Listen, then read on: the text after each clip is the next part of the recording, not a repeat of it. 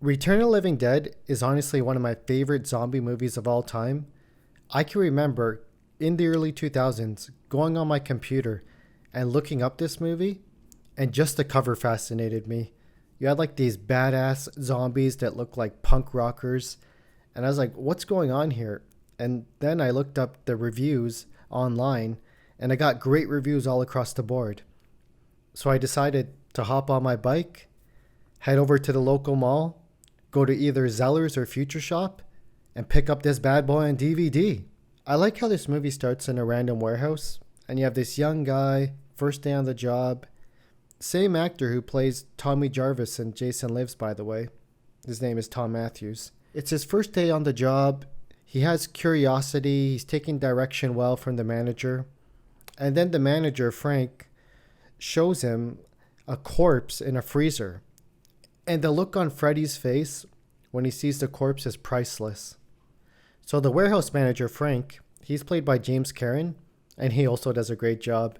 He starts off pretty chill and lighthearted. He's showing Freddy around the warehouse, describing the job task and things of that nature, until Freddy asks Frank what's the scariest or weirdest thing that he's ever seen on this job.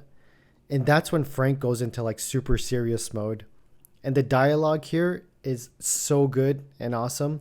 So Frank gets so serious, he's looking Freddy in the eyes, and he asks him that golden question. Did you see that movie, Night of the Living Dead? Yeah. That's the one where the corpses start eating the people, right? Of course, this is the classic iconic zombie movie directed by George Romero that came out in 1968. It was just so cool to see this movie referenced, in a more modern horror zombie movie, I guess, of the 80s. So he then goes in a creepy monologue about how that movie was based on true events. How in Vermont there was a chemical spill from the army, and that chemical leaked into the ground and went into a certain morgue, and it brought dead bodies back to life. So the army had to seal all those bodies in separate containers and ship them away, but they accidentally shipped one of the containers to the same warehouse that Frank and Freddy are in right now. Typical Army fuck-up. The transportation department got the orders crossed. And they shipped those bodies here. And that had me at the edge of my seat. I mean, I remember the first time watching it, I was super interested. I was hooked. I was like, what the hell is going on here? It seemed real and legit and plausible. So it was just such good writing to have, this narration going on, referencing the OG Night of the Living Dead movie and explaining how it could be true. It just all seems so plausible to me. And I still love watching this scene to this day. So Frank and Freddy go down to the basement to check out the tank. Freddy asks Frank about like the strength of the tank and if it's sealed properly. Frank then gives it like a way too confident of a smack on the side. And that's when that friggin' gas starts to leak out like crazy. The trioxin 245. They're coughing like crazy. It's starting to seep everywhere and go up the ventilation shaft. And this is when shit starts to hit the fan. So as all this is going down, we cut to the army general guy. And his main mission is to track down all the tanks. And to be honest, this guy is kind of an asshole. But he does his job and he plays the part well. What's for dinner? Your favorite, lamb chops. I had them for lunch. And then we cut to the group of friends in the car, listening to rock music. And I love these characters. I remember I was a teenager when I first watched this movie, and I just found like them so interesting. Like the complexity between each character, they all look so different. I mean, you had the lead guy, with the crazy haircut and the piercings and the leather jacket. And then you had Trash with the fiery red hair, personality, and cool makeup. Tina, the shy, timid girl who's Freddy's girlfriend. Scuzz, Chuck, Casey. And Spider, who's great for comic relief. And I just find him funny anytime he's on screen. And by the way, this is played by actor Miguel Nunez, who is also in Friday the 13th, A New Beginning. And he kind of plays like a similar character in that movie. And I find him really funny in that movie too. Ooh, baby, ooh, baby, ooh, baby, ooh, baby. So they all decide to break into the graveyard because Freddy's still busy at work. You know, they got the boombox playing, Trash is ripping off her clothes. We got like guys with flares in their hands dancing around the gravestone that Trash is basically stripping on top of. It's a friggin' wild time, but it's a fun time too. Back at the warehouse, Freddy and Frank are deathly sick from inhaling that gas, and this is when warehouse owner Bert, played by Clu Gallagher, comes in, and he's just trying to do damage control. He's totally pissed off at Frank, but I like how he's trying to balance the situation and make solutions. He even asked Frank about the movie Night of the Living Dead. How did they kill the zombies? They hit them in the head, right? And Frank's like, yeah, the brain. So you get those constant references back to Night of the Living Dead, which I found cool and interesting also. I mean, the whole scene is just awesome. You have Frank holding the axe, and you have Freddy by the door undoing the combination as Bert yells him the combination from a distance. You know, there's such tension there. As Freddy is undoing the combination lock, you could see like the pure look of terror on his face. Frank is holding the axe, looking at the door with like barely any confidence at all. He's just like terrified of what's to come. And like Bert is like pretty much the commander, just yelling everything from a distance. But then when Freddy undoes the lock, the zombie just makes a straight beeline for Bert and he like takes him down right away. The whole scene is just a mix of goofy, hilarious, fun, but it's also serious too because they're trying their best to handle the situation, you know, as messed up as it is. And I love the part where they hit the zombie in the head with the axe, like dead center in the head, but the body's still moving. And then Freddy yells, the brain. And then Bert yells back, I hit the fucking brain. I hit the fucking brain! And it gets even more gross after that because Bert then decides to cut off the zombie's head with a handsaw. And as he's cutting off the zombie's head, going through the neck, you could hear the gurgling sound of the zombie. Frank, be a man!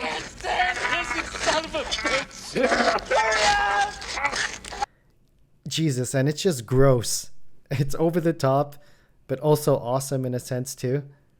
Then even after they cut the zombie's head off, you see the body get up and it's like running around. So they have to pin the body to the ground and they have to cut off basically all the limbs of the zombie. It's so goofy, so wacky, but like I said earlier, also plausible and believable in a sense too. And then we have Bert going next door to see his friend Ernie, who owns a crematorium. And I really like the character Ernie.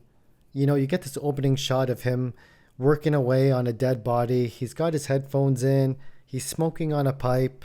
It's like he's like listening to like Beethoven or some classical music or something. But he's got like the cadaver and like some sort of syringe in him and he's cutting him up. He's just totally calm and chill. But then Bert surprises Ernie behind him.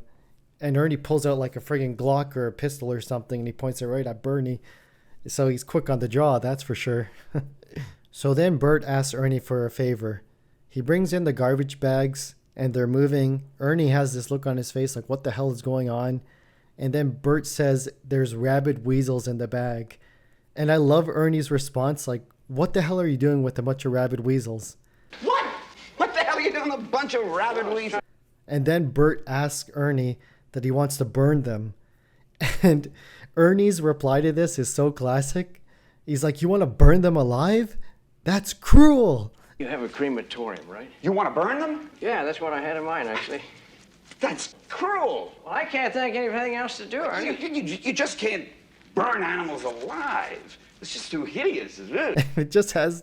It had me laughing like hysterically when I first watched it, and it still gets me laughing now. So the dynamic between Bert and Ernie I find really good, and these two actors really play well off each other.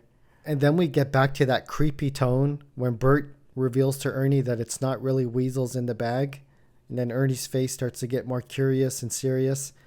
And then Bert opens up the bag and out comes a hand and it goes straight for Ernie's leg, ripping off his pant leg. And then Ernie's scream is pure terror. Oh! Get it off! Get it off! And he just does such a great job at that. And I found that super funny and entertaining and also horrifying at the same time. It's a mix of everything. Ultimately, Ernie lets Bert use the crematorium to burn up all the body parts. But this creates an issue.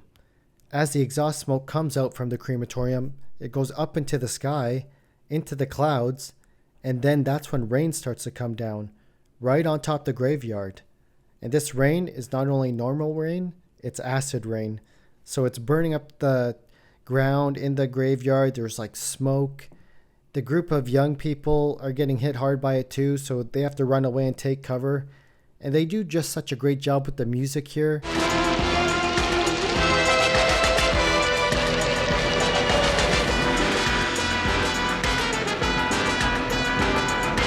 There's like a sense of mystique of like, what the hell is happening? What's going on? And then you get like this slow camera shot that's like panning down below the graveyard, 6 feet under. It's dripping down onto a corpse's shoe. So you kind of know where things are going and you have a feel of things, but there's also mystery too, and it keeps you engaged from start to finish. So as all this is happening, Tina is back at the warehouse and she's trying to find Freddy. And she's exploring around. She goes into the basement, and this is where she finds the iconic Tar Man.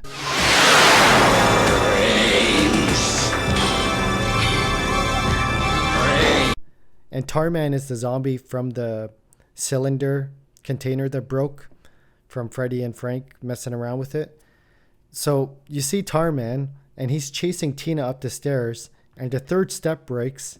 And this is where I love the detail of the movie, because it's continuity from the start of the movie when Frank is explaining to Freddy that watch that third step, it's a doozy.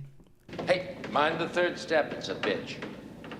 So Tina's friends are also at the warehouse at this point, and they hear her screaming in the basement. So they go down there looking for her, and this is when they find Tar Man, and Tar Man takes a giant bite out of Suicide's head. And it kind of reminds me of like taking a bite out of an apple. It's such a cool practical effect how you see the skin and everything peeling away as Tar Man, gets a nice chunk out of Suicide's head. And the makeup on Tar Man is great. The eyes, the face, the way he walks around, like he's like got like no muscle or hardly any structure to him. I found that really cool too. So the group of friends go back running to the graveyard to avoid the Tar Man. And this is when the real party starts.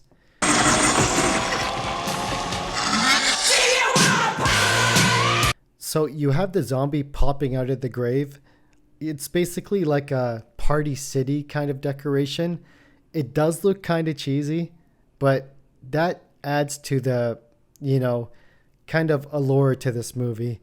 This movie is a mix of comedy, a little bit of cheesiness, action, horror. It's got everything. So while this effect does look pretty corny in a sense, I think it adds to the novelty of the movie. And it's overall pretty good. I then found it pretty interesting how all the zombies start to corner trash in the graveyard, and she had this fantasy about being eaten alive by old, nasty men, and her wish came true ultimately, but she didn't seem to like it after all. So we cut back to the morgue, the paramedics have arrived, and they basically declare Freddy and Frank is dead because they have no pulse and they're like a cool room temperature. So at that point, the paramedics head back to the ambulance, and only to find the living dead to eat them alive right there and then. And then this part is awesome. You have one of the living dead go over the dispatch radio, and he says, "Send more paramedics." I found that really cool and funny. It's a pretty iconic scene from this film. So we're at the climax of the movie at this point, and shit is really hitting the fan. The group of friends have made it to the morgue where Bert and Ernie are, and they're trying to sort out all this mess, trying to devise a plan on how to solve everything. And I like this scene how Ernie goes out to the ambulance to check on the paramedics, and he's got his handgun with him. He's scoping out this scene, checking everything out. He approaches the ambulance door, which is open. He moves it to shut the door, and behind the door is this little small zombie, and he's eating away at one of the paramedics. And his scream is just hilarious, and the way he looks up at Ernie. And then Ernie replies in such shock, and he just takes his gun and like blasts the little zombie right away. Pours into him, and then Ernie just runs away like scared as hell, like, what the hell did I just see? And then if you pay close attention, you could see when the little zombie is chasing after Ernie, he kind of slips on the mud in the rain and he falls over but the camera cuts after that. I found that pretty funny. So we're back at the morgue here, and the zombies are really starting to break in. So we get a cool little montage at this point with all the guys boarding up all the windows. They're moving furniture. You know, you get some cool music playing.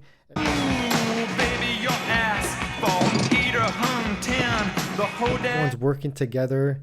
Their back is pretty much against the wall. Like I said, shit's hitting the fan. But it's an enjoyable scene because the music, people are working together. Even though everything's falling apart and they're totally screwed.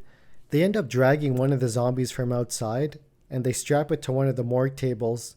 And the detail on this zombie is just amazing. You know, to the eyes, the gaunt face, the rotting flesh, the little spine that's like tapping against the table and leaking spinal fluid. As this is happening, Ernie's asking it a series of questions, kind of figuring out why the zombies do what they do. And it's a pivotal scene because you learn about the zombies. You know, they eat brains because they don't want to feel themselves rot. You know, it takes away the pain basically. So it's cool lore and it adds to the story. And it kind of makes you feel a little bit bad for the zombies. At least this zombie in particular. You know, she seems so sad and depressed about everything. So yeah, that scene was really cool. We have Trash coming back basically as a super zombie. And this is a fun part. You know, her makeup is kind of cool and, you know, scary looking. She doesn't play really a huge pivotal part in the story from this point. But nonetheless, she does come back. By this point, Frank and Freddy are pretty much stone cold and rigor mortis is fully setting in. So the group decide to put them in the chapel. And Tina wants to stay behind to stay with Freddy to make sure he's okay. The cops then arrive, and they just get flanked right away and eaten alive. And that's the thing about these zombies. They kind of remind me of the zombies from 28 Days Later. They're totally fast, aggressive, ruthless. And that just adds like to the, you know, intensity of the scenes and the movie. It makes you feel like the characters have no chance no matter what they do.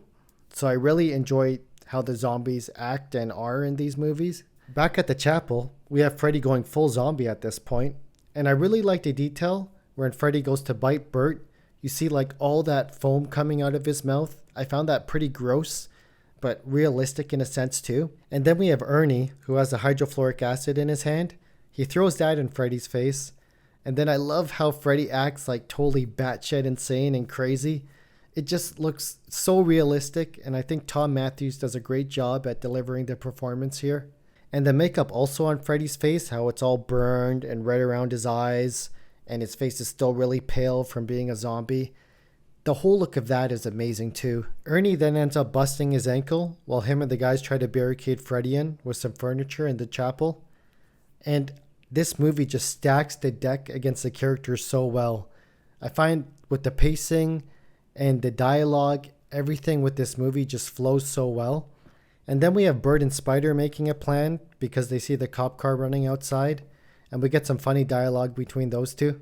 Son of a bitch, the motor's still running. Good, I'll drive. No, I'll drive. Hey, fuck you. So we then have Ernie taking Tina up to the attic to stay safe from Freddy. And then we cut to the crematorium, which has Frank by it. And Frank is still conscious. Barely, but he still is. And we could see he's super emotional. He's crying. He's slowly taking off his wedding ringer. So the way he puts himself in the oven and does the ultimate noble act and does the deed. Props to Frank. Great character. Great scene. Great music as well. What a way to go out. At this point in the movie, the pacing is blazing fast. We have about 10 minutes of runtime left. Freddy is breaking into the attic. Bert is finally making the decision to call the army about this whole shit of a mess. After taking out Tarman, of course. We then cut to the army colonel, who's awakened by this phone call. He talks with Bert. He assesses all the data. He then calmly ends a phone call, walks to the other room, and calls nuclear operations. And I really enjoyed this little scene here of the young army person receiving the call from the colonel. His mix of professionalism and enthusiasm was a joy to watch. How he kept saying, "Sir, yes sir, yes sir." Sir, all right sir. Whatever you say, sir. The code numbers, please, sir. And then he begins to punch in the coordinates for the graveyard in Louisville.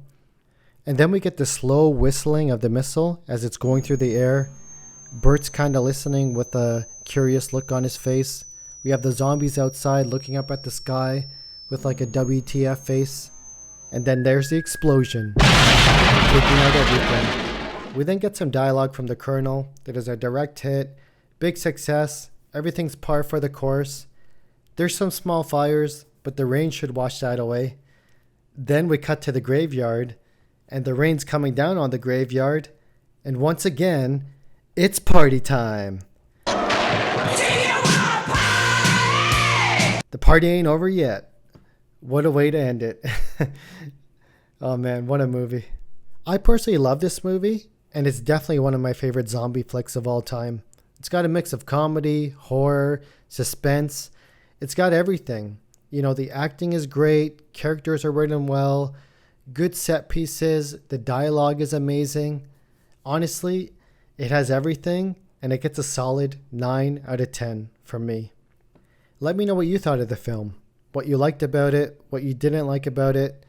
Do you think they're on par with the Romero films? Anyways, I hope you enjoyed watching this video. Thanks for watching and checking it out. Please click the like button if you liked it, and I will catch you on the next one. Peace.